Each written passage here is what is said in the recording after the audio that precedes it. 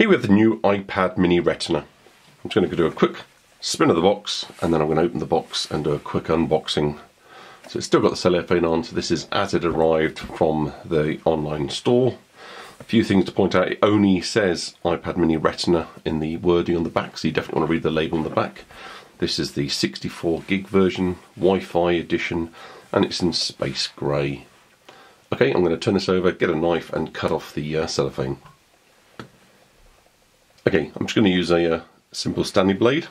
Obviously I'm going to do this quite carefully because I don't want to damage the box, so very lightly scoring down the cellophane until I can get my fingers in and then just tearing it off. So I'll cut down a little bit into the actual crease of the box and really simply that's all off. Okay, now for the fun part. Let's remove the lid. I'm going to do that gently by holding the actual lid and allowing the actual weight of the iPad Mini to keep the box on the table. Just lift the lid and pop that out the side there, out the way for now. Characteristically with all Apple devices, the way they package things, they always let you see the item straight away, and there's a nice lift out tab here to help me lift it. So let's just do that, pop that to the side as we focus on what else is in the box. So we've got here designed by Apple in California, small little packet. Let's have a quick look in here.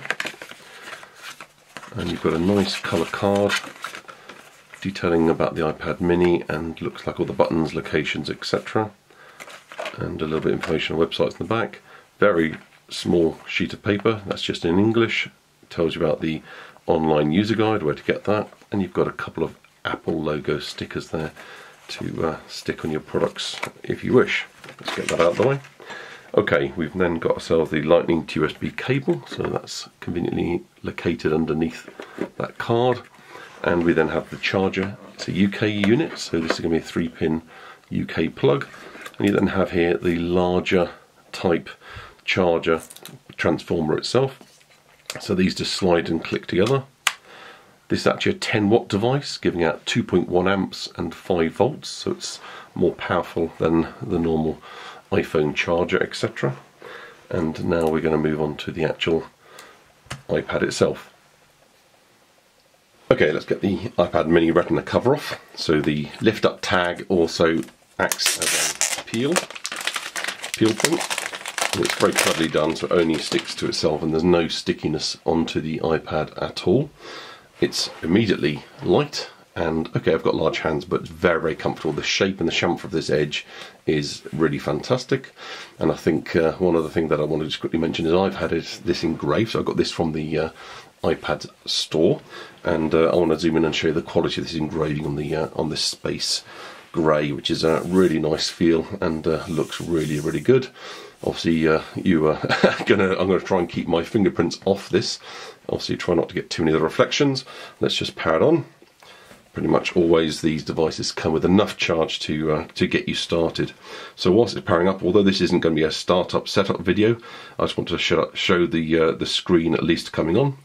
And obviously it's a 7.9-inch diagonal screen, which is 2048 by 1536 pixels, which is a very impressive 326 ppi. So it's not the highest pixels going in any of these small devices or phones, but it's certainly very good, and it's pretty superior compared to the previous generation iPad Mini.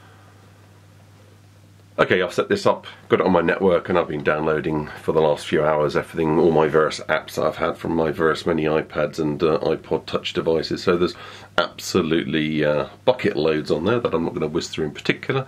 Obviously I've got a few that I need to update for the iPad versions. All in all, I would say it's very comfortable and easy to hold and use, and I think that's one of the biggest advantages of this new shape and style and design. Nothing gets in the way, it feels really good in the hand, and it doesn't have any kind of tiring points, so there's no angle or any way I've held it, both landscape and portrait, where I found it's actually sort of cutting into my hand at all or my fingers at all. And I think that's a really important point, because some of the older design original iPads, both because of the weight and their shape, actually used to be a little bit painful to have in your hands all of the time.